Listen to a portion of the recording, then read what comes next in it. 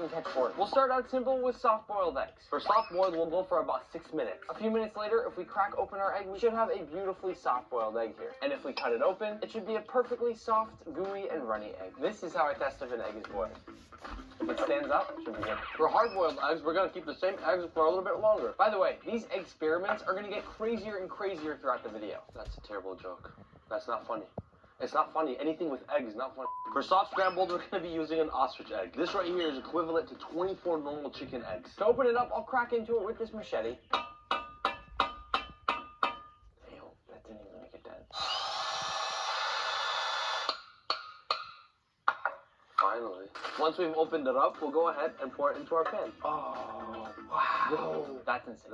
That's really cool. Now we'll whip out our inner Gordon Ramsay and make some delicious soft scrambled eggs. As you can see now, this is soft scrambled. It is cooked through, but still slightly runny on the surface. But if we keep the heat going and continue on, very quickly the egg should start to become more opaque, and just a few moments later we have hard scrambled eggs. But I'm a soft scrambled guy through and through. You are a softie. We're moving on to over easy, one of my favorite ways to make eggs. In goes my egg. While the surface is still runny, we're just gonna give it a quick little flip. Here's our over easy. Over medium is the same thing, we're just gonna take it a little bit longer. Another nice flip, and that egg is done. And last but not least, we have our over hard egg. Our over easy egg should be nice and runny and popped. Over medium should be right in the middle. And frankly, over hard is like ordering a well done steak, but we're not here to judge. On to the next, we got sunny side up eggs. Everyone should be able to make this, other than Nick. You know, I can edit that out, right? Other than Nick.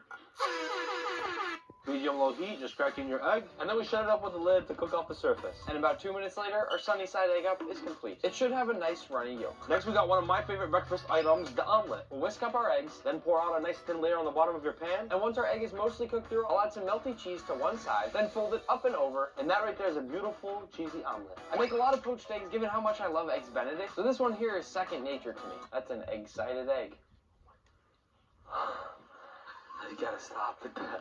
We're starting to kick things up a notch with this Wagyu tartare, on which we're going to do a raw egg. This right here is a Hokkaido A5 Wagyu strip loin steak. I'll mince it up into nice small bits for our tartare, making sure that it's small and uniform throughout. Once my meat is properly minced, I'll press it into this mold, and soon will come our egg. But not just any regular egg. With such a fancy tartare like this, I'm going to use the yolk from a quail egg. I'll place my egg on top, and after we pop it, the steak tartare is ready to eat. In this next method, we're going to bake the egg. It's also called a shirred egg. I particularly love this method because my grandma used to make these for us all the time when we were kids. We'll finish these off with a little salt and pepper, and into the oven they go at 350. And just after a couple minutes, we have a beautiful baked egg. That's fire. Oh, good. That's so good. Everybody must learn how to make a good hollandaise sauce. We simply whisk up a few yolks over a double boiler, this mechanism right here, and then we slowly start to toss in some cold butter. Keep an eye on them because we don't want the eggs to scramble. And we're left with a silky smooth hollandaise sauce. Next up, we have a message from Linja. Nick, I got a hold of a live chicken. Do you want me to shake you some eggs out? I think she's starting to lose it. Moving on, Manny brought in some of his famous deviled eggs. Fair warning, I have never tried these. I can't eat these. Manny, to confirm, you make these every morning? Every morning. They're actually really good. I told you. Manny, these are a 10 out of 10. Moving on, we have frittata and quiche. A frittata is Italian like Nick, and a quiche is French. The quiche has a crust, the frittata doesn't. We're moving on to a relatively common method, sous vide. This is going to cook at exactly 194 degrees Fahrenheit for 8 minutes. We're going to pull one out, and in theory, this should be a perfectly soft-boiled egg. It's actually perfectly cooked. Next up, we'll make an egg souffle. I'll go into a bowl with just a couple eggs, then add in a bit of cream, a tablespoon of melted butter, and any seasonings of your choice. Whisk this until well combined, spray your ramekin, fill it up with the egg mixture, and top it off with a slice of cheese. It's been about 15 minutes, and this right here is why I love making egg souffles. And you can tell this one right here is perfect because it's shot straight up and out of our ramekin. But when I dig in, it should be very light and fluffy, almost like a sponge. Perfection. We may have pulled off a souffle, but Nick and I can't do the next two. We'll let the pros handle Japanese omelets. Oh, and we don't know how to make a tornado egg either. We're moving on to one of these fun little rapid egg cookers. With this, I can't quite tell if it's a gimmick or if it's actually going to work. You pour a little bit of water into the bottom, then put on the lid, and then we wait. That means it's ready. Looks fully cooked. Question is it going to be the perfect egg it promised? I think yes.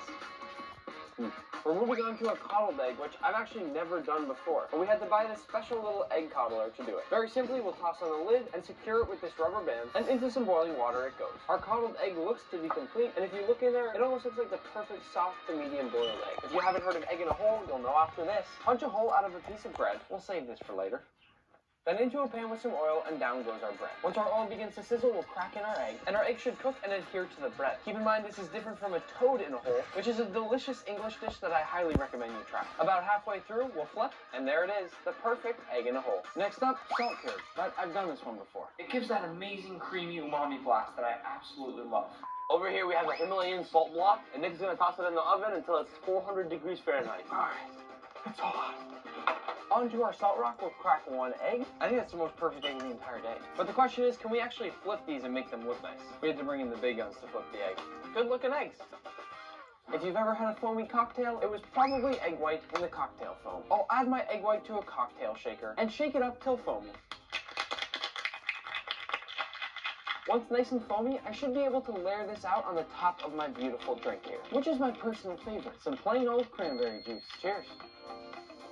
If you've ever had a baked Alaska or a lemon meringue pie, you've seen an egg in meringue form. To make a meringue, we simply separate out the yolks from the whites. You can use the shells or your hands to separate. Then I'll add in some cream of tartar and whip it all up. Once we've achieved stiff peaks, our meringue is done. And with the addition of some sugar, you can go ahead and toast it just like that. But we can take things a step further, moving us on to our next experiment, the cloud egg. If I lay down some of my meringue in a nice tall heap like this, then drop my yolk right into the center, we can bake this to make what's called a cloud egg. Once our cloud egg is done, it should look something like this.